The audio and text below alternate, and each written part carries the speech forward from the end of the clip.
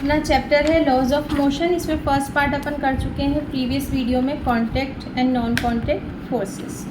आज अपना पार्ट है second part, Newton's first law of motion and inertia. तो अपन यहाँ पर देखेंगे कि जो फोर्स है, a force is to be applied on an object to produce motion in it. यानी कोई भी ऑब्जेक्ट है उसमें मोशन में लाने के लिए किस चीज़ की रिक्वायरमेंट होती है? फोर्स की रिक्वायरमेंट होती है। लाइक अपन एग्जांपल के थ्रू देखें कि to move a cycle the cyclist has to apply force on its pedal. Cycle को मूव करने के लिए उसके पैडल में फोर्स लगाना होता है ना। और in a car the petrol engine provide the force needed to move the car. Car चल रही है अपनी, पेट्रोल वाली कार है, तो पेट्रोल के थ्रू फोर्स लगेगा इंजन में और वो मूव करेगी। To move a horse cart the horse apply force to stretching its muscles. यानी घोड़े को दौड़ने के लिए जब वो जो हॉर्स कार्ट है वो उसको चलाएगा तो उसकी मसल्स में स्ट्रेच होगा, वो दौड़ेगा। To move a boat ahead a force is applied by a oar on the water to push it. यानी जो होता है ना चप्पू, अपन बोलते हैं चप्पू जो बोलते हैं, उसके थ्रू पीछे की तरफ बैकवर्ड उसको करते हैं तो क्या लगता है? फोर्स लगाते हैं backward. And the force of reaction exert by the water moves the boat ahead. चप्पू से यानी कि जो है उससे पीछे की तरफ वाटर को पुश किया और वो जो वाटर है वो बोट को आगे की तरफ पुश करता है। चलो ठीक है, ये चीज़ तो समझ में आ ही गई और आती भी है। Before Galileo scientist were of the view that a force is needed not only to start a motion but also to keep an object moving even with uniform velocity. Galileo scientist ने क्या ऑब्जर्व किया कि जो फोर्स है वो केवल किसी object को मूव कराने के लिए ही नहीं बल्कि उसकी यूनिफॉर्म वेलोसिटी को मेंटेन करने के लिए भी ज़रूरी होता है। इन अदर वर्ड अपन देखें, an object remain the motion so long as the external force applied to produce motion remains present. अगर अपन उस पर एक्सटर्नल फोर्स सही बोला तो गैलीलियो ने बोला कि है ना, कोई भी ऑब्जेक्ट अपन, उसने क्या ऑब्जर्व किया, कोई भी ये नहीं कि मोशन कराने के लिए ही, बल्कि कोई चीज़ जिस भी यूनिफॉर्म मोशन है उसकी, तो यूनिफॉर्मिटी को मेंटेन करने के लिए भी हमारा फोर्स रिस्पॉन्सिबल होता है। That means a force must act continuous to keep the body in motion. This view was based on the observation that the motion of a body ceases when force is withdraw from it। जब तक वो force नहीं हटाया जाएगा तब तक वो object हमारा क्या रहेगा? मोशन में बना रहेगा। ठीक है, एग्जाम्पल इसका तुम रीड करो एक बार, एग्जाम्पल फिर आगे मैं एक्सप्लेन करती हूँ। A cycle remains moving so long the force is applied on its pedal. If we stop pushing the pedal, the cycle stops. Similarly, if we turn off the engine of a car, the car stops. The horse cart stops after the horse stops moving, and the boat stops after we stop pushing the oar. यानी अगर जो ये force लगाया जा रहा है अगर वो स्टॉप कर दिया जाए तो हमारा जो ऑब्जेक्ट है वो भी क्या हो जाएगा? स्टॉप हो जाएगा। ठीक है, अब है अपना Galileo did not approve the above view from his experiments. He found that no force is needed to continue the motion of a moving body. If a body is set in motion, it will remain in motion even when the force is applied to set the body in motion is withdrawn, provided that there is no other force such as frictions etcetera present to oppose the motion. तो Galileo prove नहीं कर पाया कि ऊपर वाला जो पूरा experiment में झूठ क्या बोलता है, उसको वो अप्रूव नहीं किया। उसने बोला कि अगर हम लोग वो फोर्स तभी भी, अगर हम लोग फोर्स को विड्रॉ कर ले एक बार फोर्स लगा के, तो फिर भी वो जो है ऑब्जेक्ट वो मोशन में रहता ही है ना। जैसे अपना साइकिल में पेडल देके अपन थोड़ी देर रोक दे तो थोड़ी देर तो वो मोशन में बना रहता है ना उसी चीज़ को। तो कैसे वो no other force such as friction हो गया या present to oppose the motion, उसको अपोज करने वाला कि कैसे एकदम से स्टॉप नहीं हो रहा। From our everyday life experiences we know that when a ball is kicked it moves a certain distance before coming to rest तक आने तक कुछ और डिस्टेंस तक वो चलती है। In fact stop due to the force of friction between the ball and the ground. क्यों थोड़ी देर तक फ्रिक्शन लग रहा है फिर भी वो एकदम से स्टॉप नहीं हो रही, थोड़ा दूर जाकर ही स्टॉप होगी। If friction between the ball and the ground is reduce by kicking the ball on a smooth road it travels comparatively a much longer distance before coming to rest. अगर हमारा जो ग्राउंड है वो एकदम क्या है, slippery type हो है ना, मतलब उसमें फ्रिक्शन नहीं है, तो और भी ज़्यादा डिस्टेंस तक हमारी बॉल जा सकती है, ठीक है। If somehow it would have been possible to reduce the force of friction completely, कि कैसे कि अपना जो ये फ्रिक्शन फोर्स है ये possible to reduce force of friction completely, एकदम से क्यों नहीं करता। The ball would have remain in motion for ever after kicking it once, thus it is concluded that in the absence of the force of friction no force is required to keep an object moving after bringing it in motion। यानी कि वही है, सब चीज़ों में घुमा फिरा के वही बोल रहा है बार बार में कि अगर अपन जो फोर्स फ्रिक्शन फोर्स लग रहा है या कोई भी अपोजिट फोर्स लग रहा है तब भी हमारा ऑब्जेक्ट ऑब्जेक्ट मोशन में चलता चला जा रहा है। तो इसको जो गैलीलियो है वो एक्सप्लेन नहीं कर पाया था। तो अदर वर्ड में अपन देखेंगे कि an object if one set in motion moves with uniform velocity if no force acts on it, मतलब अगर हमारा ऑब्जेक्ट मोशन में है, एक बार मोशन में अपन ने इसे ला दिया तो यूनिफॉर्म वेलोसिटी से चलता जाएगा जब तक कि उसमें अपन कोई दूसरा अदर फोर्स उस पर नहीं लगाते, ठीक है।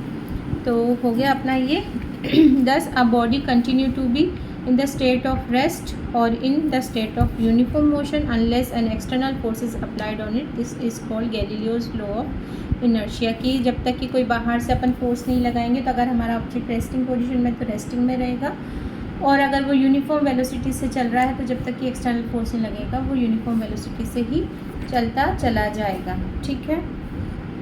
इसे ठीक है। तो अब न्यूटन ने क्या किया, न्यूटन पुट द अब ऑब्जर्वेशन जो गैलीलियो ने ऑब्जर्वेशन दी थी in the form of a law बना दिया उसने, ये करा नहीं, उसने ये वाले कंपाइल कर लिया इन चीज़ों को मिला के, ये न्यूटन का स्टेटमेंट है which is called Newton's first law.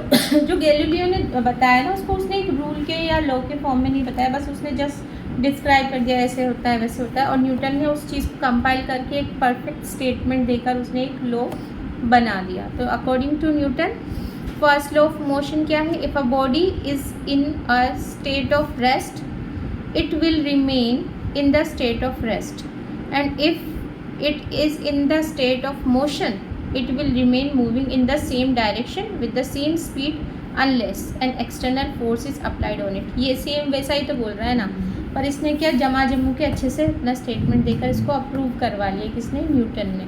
तो इसका ये हो गया फर्स्ट लॉ ऑफ मोशन हो गया इसका, यानी कोई भी हमारा ऑब्जेक्ट रेस्टिंग पोजिशन में है तो रेस्टिंग में ही बना रहेगा, और अगर वो यूनिफॉर्म वेलोसिटी से स्पीड से चल रहा है तो वो चलता रहेगा जब तक कि अनलेस उस पर कोई एक्सटर्नल फोर्स नहीं लगाया जाए। तो ये इसकी कथा कहानी हुई।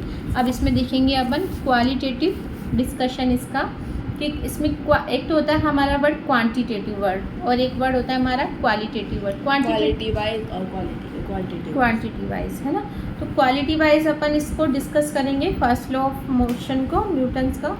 Newton first law can be understood in the following two parts. First क्या है, definition of inertia and definition of force. Inertia की डेफिनेशन से और फोर्स की डेफिनेशन से इसको एक्सप्लेन कर लेते हैं अपन। तो डायरेक्ट अपन चलते हैं डेफिनेशन ऑफ इनर्शिया पर चलते हैं। चलें डायरेक्ट चलें कि डायरेक्ट चलते हैं। The property of an object by virtue of which it tends to retain its state of rest or of motion is called inertia। यानी कोई भी ऑब्जेक्ट है वो अपना जैसा है वैसा ही बना रहे तो उस ऑब्जेक्ट की वो जो प्रॉपर्टी है वो उसका क्या है, इनर्शिया।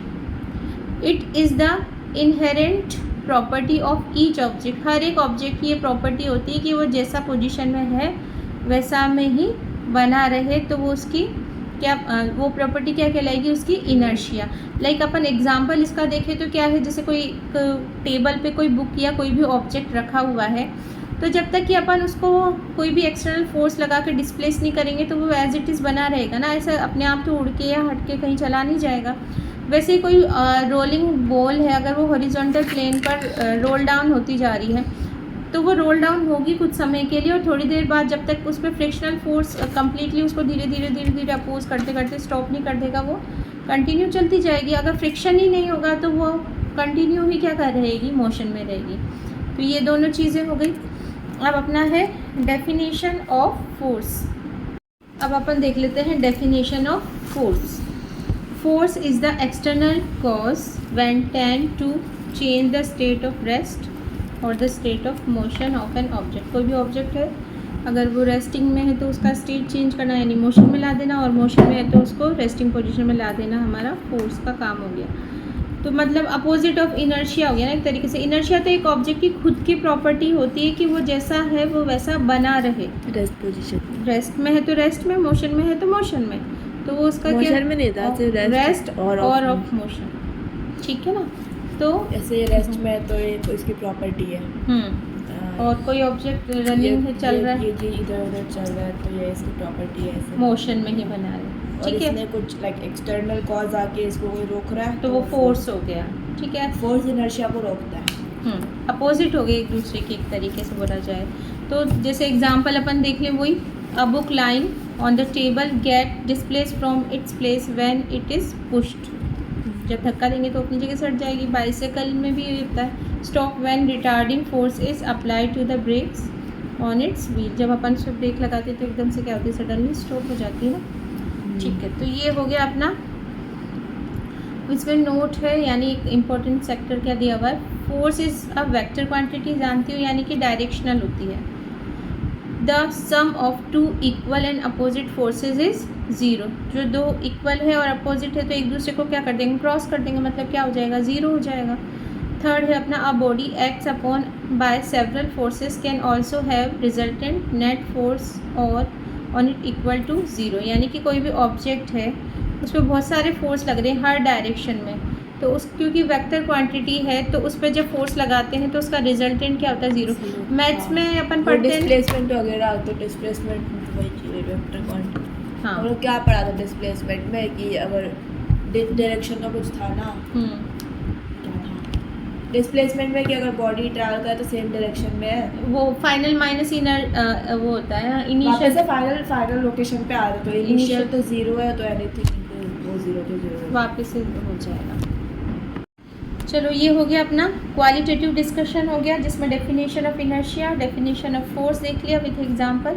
अब अपने पास में एक ये चीज़ अपन डिस्कस कर सकते हैं कि कोई भी ऑब्जेक्ट है उसका जितना ज़्यादा मास होगा, मतलब जितना ज़्यादा उसमें, अगर अपन बोले वेट के सेंस में देख लें तो जितना ज़्यादा मास, जितना ज़्यादा वेट वो रख रहा है तो उतना ही ज़्यादा उसमें क्या होगा, इनर्शिया होगा, मतलब एज इट इज़ पोजीशन में बने रहने की उसकी प्रॉपर्टी होगी। लाइक कोई हैवी ऑब्जेक्ट है, लाइक बड़ा सा स्टोन है या बड़ा सा हैवी ऑब्जेक्ट है तो वो रेस्टिंग पोजीशन में बने रहने की ज़्यादा पॉसिबिलिटी उसकी।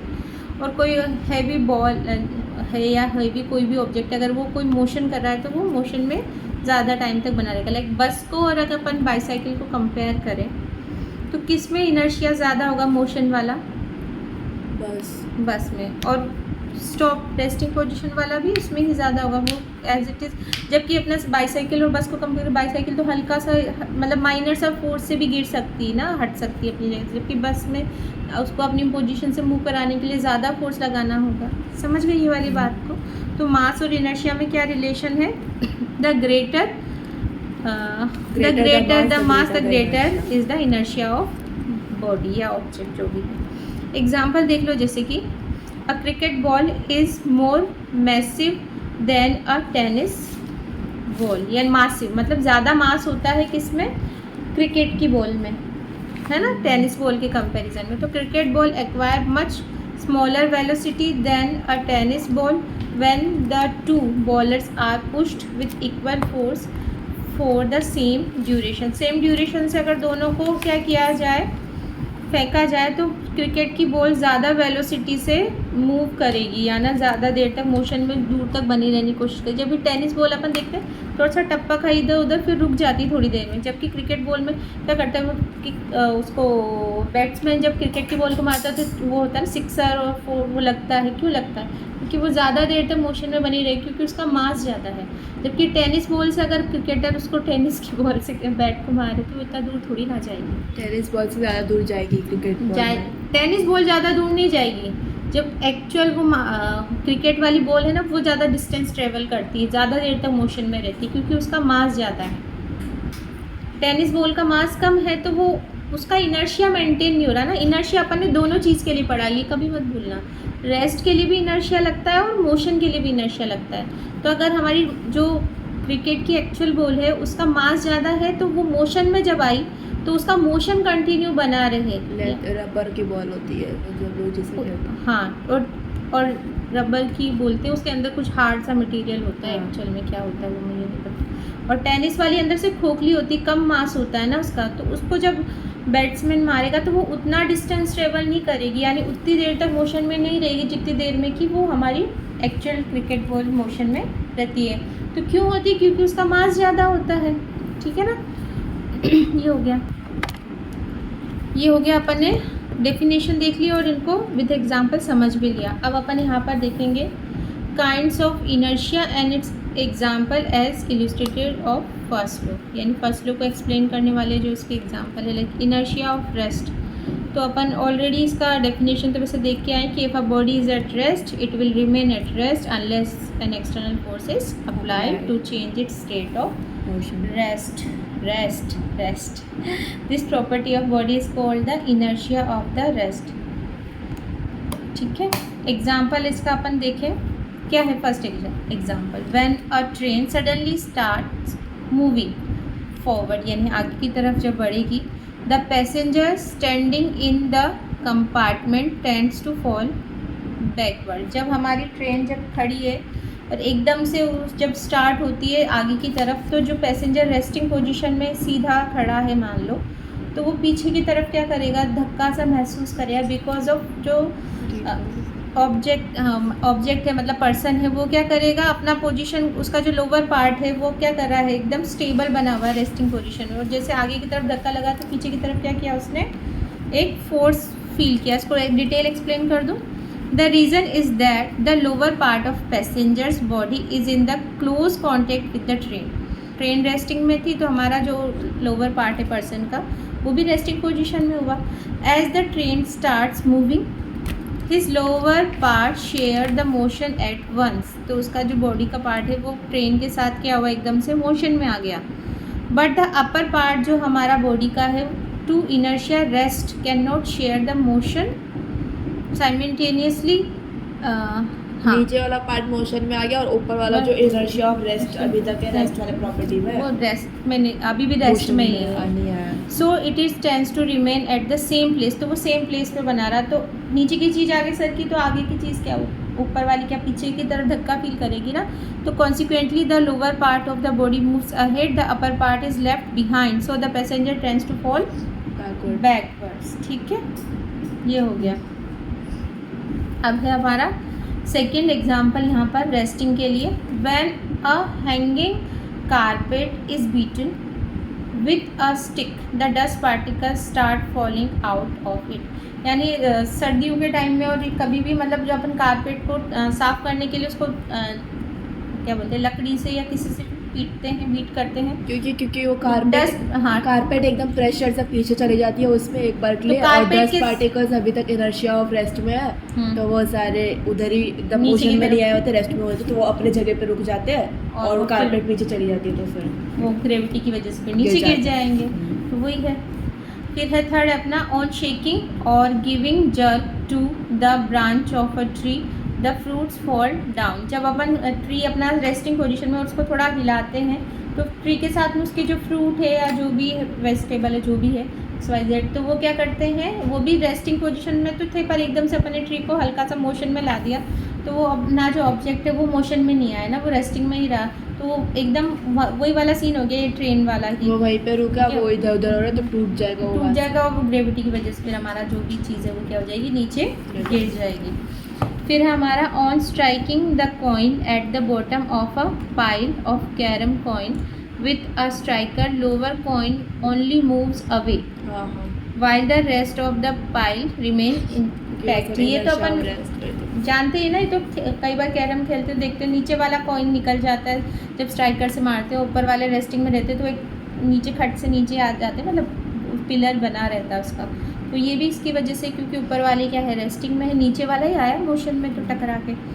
फिफ्थ है अपना, when a smooth card placed over the mouth of a tumbler, यानी ये तो कर भी सकते हैं एक्सपेरिमेंट अपन, एक कार्डबोर्ड सा या कुछ रखा उसके ऊपर, एक टम्बलर या ग्लास के ऊपर अपन ने और उसके ऊपर एक कॉइन रख दिया हॉरिजॉन्टली, और उसको अपन फिर इस तरीके से आगे की तरफ क्या करेंगे, स्ट्राइक करेंगे, तो अपना कार्डबोर्ड तो मोशन में आ गया, पर कॉइन क्या था, रेस्टिंग पोजीशन में, तो वो क्या हो जाएगा, नीचे ग्रेविटी की वजह से fall down.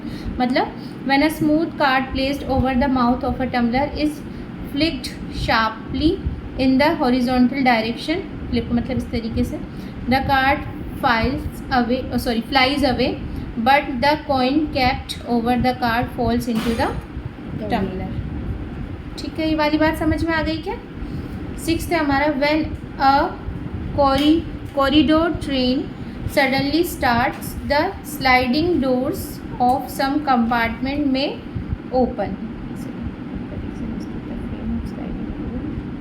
Fixed on the floor of the train also. कई ट्रेन में देखते हैं ना स्लाइडिंग डोर होते हैं, कॉरिडोर ट्रेन मतलब जो स्लाइडिंग डोर वाली जो ट्रेन होती है ना, जब एकदम से अपनी जो ट्रेन है वो स्टार्ट होती है तो उसके जो फ्रेम है यानी स्लाइडिंग जो डोर है वो अपनी फिक्स पोजीशन में है, फ्लोर में बने हुए हैं। Also come in the motion और द स्टार्ट द ट्रेन, जब ट्रेन स्टार्ट हुई तो वो भी एकदम से क्या हो गई, मोशन में, but the sliding door remain its position but due to inertia. वही सीन हो गया, जैसे पर्सन बैठा हुआ है तो स्लाइडिंग डोर में भी क्या हुआ, वो अपना फ्रेम तो उसका फिक्स है। जो स्लाइडिंग क्या मतलब क्या होता है, फ्रेम होता है जिसके ऊपर स्लाइडर खिसकता है, अपने घर में भी जो स्लाइडर होता है, तो उसका फ्रेम जो है वो अपनी ट्रेन के साथ में रुका हुआ था, और जब ट्रेन मोशन में आई तो फ्रेम तो मोशन में आ गया, पर जो डोर है वो मोशन में नहीं आया, उस पर जो फिक्स हो रखे थे, तो वो एकदम से क्या हो जाएंगे, इनर्शिया की वजह से क्या होंगे, आगे अपोजिट डायरेक्शन में खिसकेंगे, यानी but the sliding door remains in its position due to inertia that the frame moves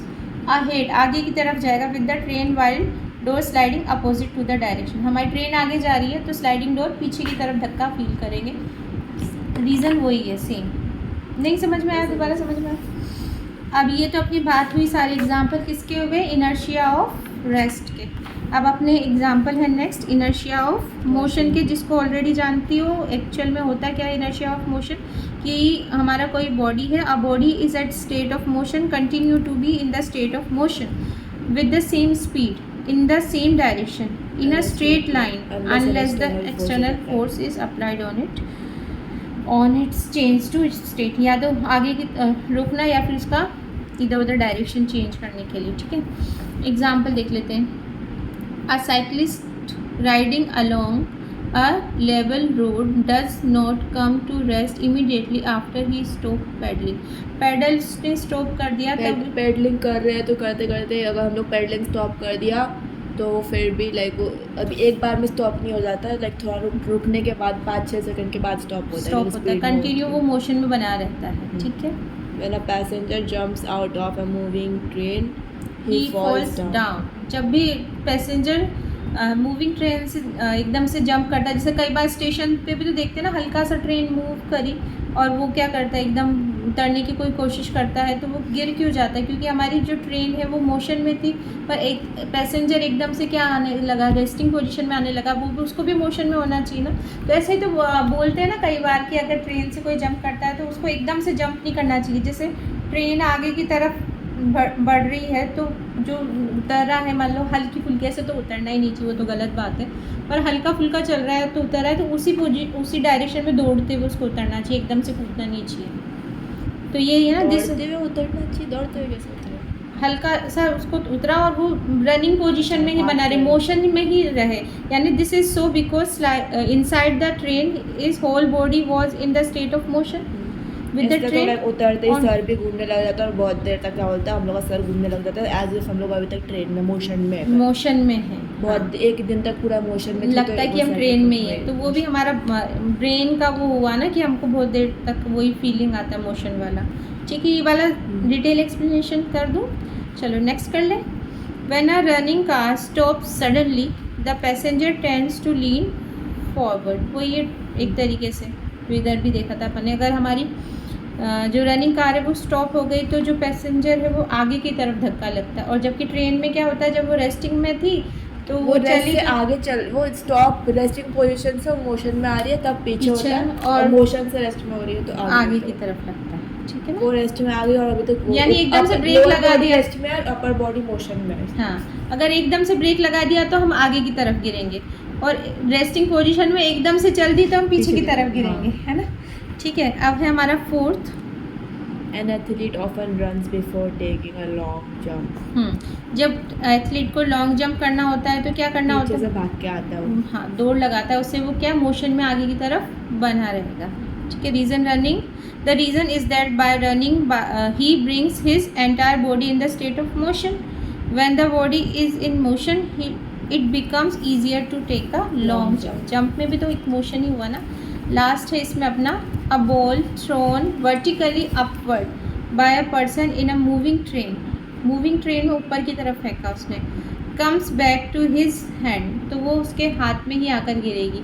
moving train में अपना मूविंग ट्रेन के बाहर से या फिर अंदर? अंदर ही, अपन ट्रेन में ही बैठे बैठे या बॉल को उछाल रहे हैं तो वो उसके हाथ में ही आकर गिरेगी, क्योंकि जब ट्रेन चल रही है तो अपनी बॉल जो ऊपर की तरफ फेंकी वो भी क्या कर, वो मोशन ही फील कर रही है ना, तो वो भी थोड़ा आगे की तरफ, ये नहीं कि ट्रेन आगे चल रही तो हमारा जो बॉल है वो रेस्टिंग पोजीशन में तो पीछे की तरफ ही रह गया, वो भी उसके साथ क्या है, मोशन में ही है। मतलब the reason is that at the moment when ball was throne upward it was in motion along with the person and the train. Train के साथ और पर्सन के साथ वो ट्रेन भी क्या, बॉल भी क्या हो गई हमारी, मोशन में हो गई। It remains in the same state of forward motion even during the time. Train के अंदर कहीं पे रखा हुआ भी है तो भी वो मोशन में ही है। मोशन में ही मानी जाएगी। कोई भी ऑब्जेक्ट है, कोई भी चीज़ है, कोई भी पर्सन है, अगर वो मोशन वाली चीज़ में बैठा है, चल रहा है, कुछ भी, तो वो उसके साथ में क्या रहेगा, मोशन में ही रहेगा। तो अपना जो ये पार्ट है क्या था, लॉज ऑफ मोशन वाला, उसका जो सेकंड पार्ट है Newton's first law of motion and inertia का, इसका अपन ने डिटेल स्टडी कर लिया। इसमें अपन ने देख लिया फर्स्ट लॉ ऑफ न्यूटन, उसके जो दो मेन फैक्टर थे, definition of inertia and definition of force, वो अपन ने देख लिया और उसका एग्जाम्पल देख लिया। और इनर्शिया किस चीज़ का ज़्यादा होता है, जिसका मास ज़्यादा होता है। दोनों के विथ एग्जाम्पल अपन देख चुके हैं। अब इसके थोड़ा से एक्सरसाइज तुम एज अ होमवर्क करके लेके आना, अपना ये पोर्शन इसका कंप्लीट होता है।